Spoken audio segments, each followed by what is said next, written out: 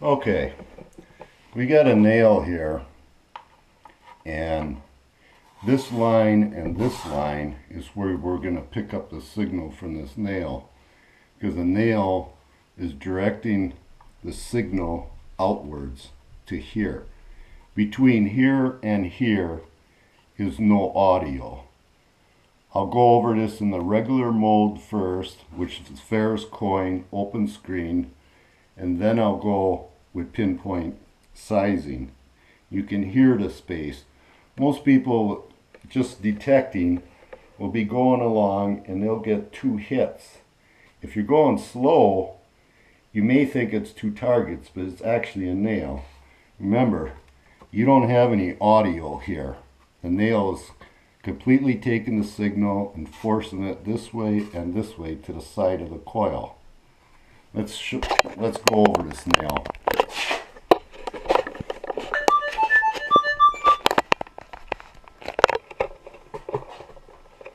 Remember, this is going to be in Ferris coin, open screen, with a 10-inch, well, stock coil, because this shows it a lot better than the 6. The 6 actually has less of a space on both sides of the nail because it's a smaller coil. But I'm using a stock coil just to show you that it works too. So we go over it. I'm on the pencil line on the right side. As I get off of it, you hear the dead part? No audio over the nail, but on the side you get audio. No audio on the nail. Just listen. Okay? Now we go to pinpoint sizing.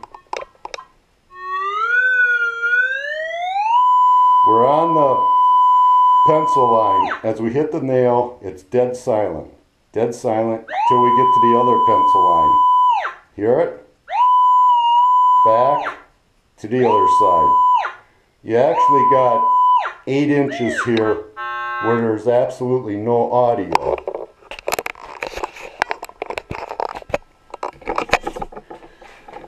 Now we're going to take a mercury dime and place it in here. Just like that. I'm going to go over with the first mold, my normal mold, which is open screen Ferris coin. And we can watch the screen, see what happens.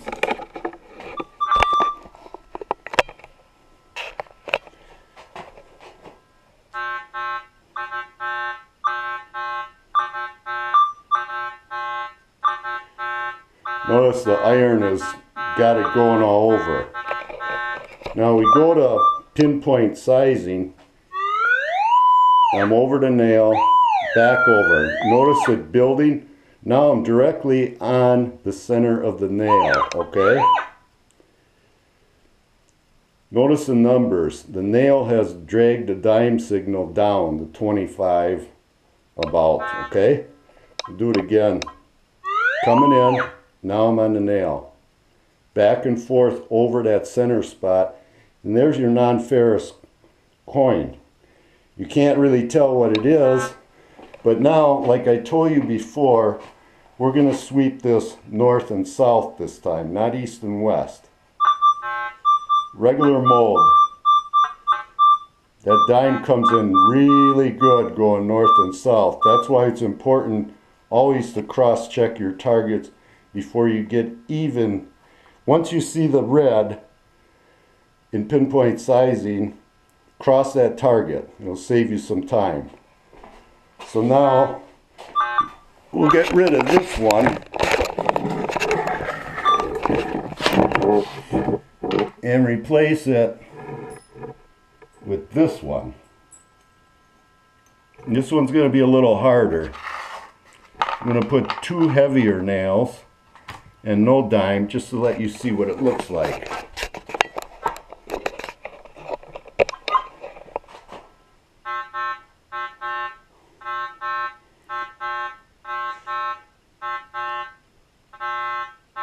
Remember, pencil mark, noise, nails, nothing, pencil mark. Absolutely dead in there. Now, we're going to place the dime under both nails, okay? And we're going to go over it in normal open screen Ferris coin.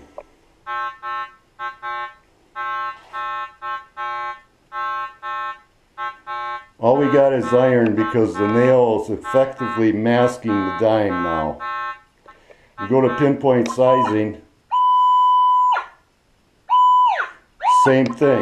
Now if we cross the target, north and south now,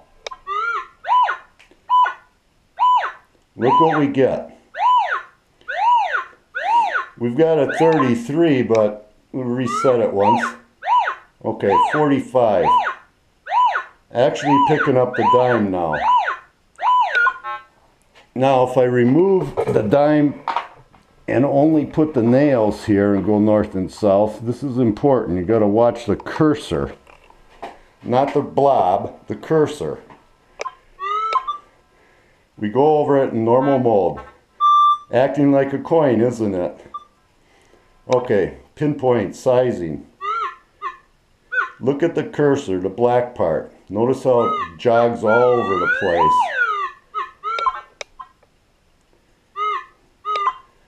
And it's also reading higher than a dime most of the time. But if you look at the cursor, if it's bouncing a lot, that means there isn't a coin with it. These are harder. We'll put the dime back in there and show you the difference.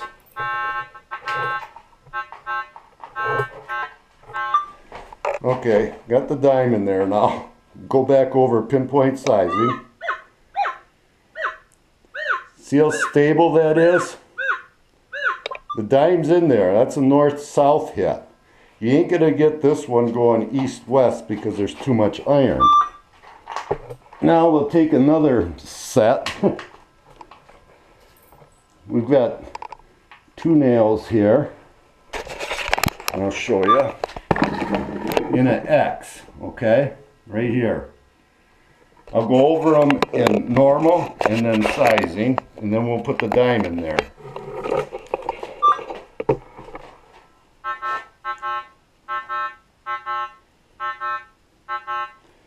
Just iron. Go the other way, iron again. Now we'll put the dime in there. Cross the dime with the iron. Yeah, it doesn't have to be perfect, but. And now we'll go over with normal mold.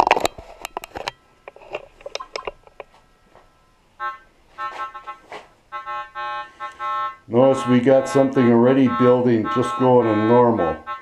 It's a lot easier if you're in pinpoint sizing because you're building a target and it stays on the screen. Okay, we're going to sizing now. I'm directly over the target now. We know there's a ferrous item there and it's reading higher. Clear the screen once, come back in on it.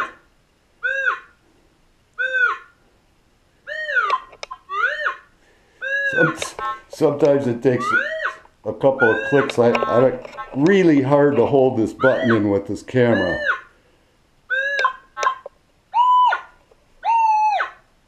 Let me get on top of the target here. Okay, we're dead center on that target. We build our trace, and it's not iron this time. It doesn't matter if we go the other way, the same thing happens. Now, in case you're worried about picking up pull tabs, you have to watch your numbers so you're not digging pull tabs. They're going to read a lot lower than what the coin does. Let's go at this pull tab normal. You can see just in your normal hunting mode that pull tab is building. We go back to sizing. You want, when you go to sizing, don't push your button over the target. Push it a foot away and come over to target. Otherwise your trace won't build as fast. Okay, I'm right over the center of target. and that's where it reads. That's a pull tab. Now, if we change it to nickel,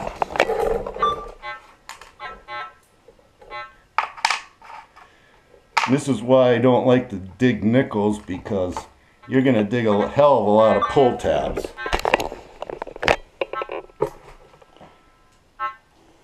You can see the nickel building in your regular mold. Go to pinpoint sizing. Get over that target, and there it is. But it's a 1411. It could be a pull tab, but that's where a nickel comes. Another thing, when you build these targets, if the target's really round and not long, that means the target isn't as masked. You go back to the dime and look at the target trace on the dime. Here you go. That one right there. We go with this. This is east-west, remember. Regular mold. You're still picking it up a little bit, but if you go to sizing and come in on it, you'll pick up the target a lot quicker. See how it built? Pretty, and if we keep going, you see that little blob on the side? That's the nail head. It'll even build that. Okay? So here's our target.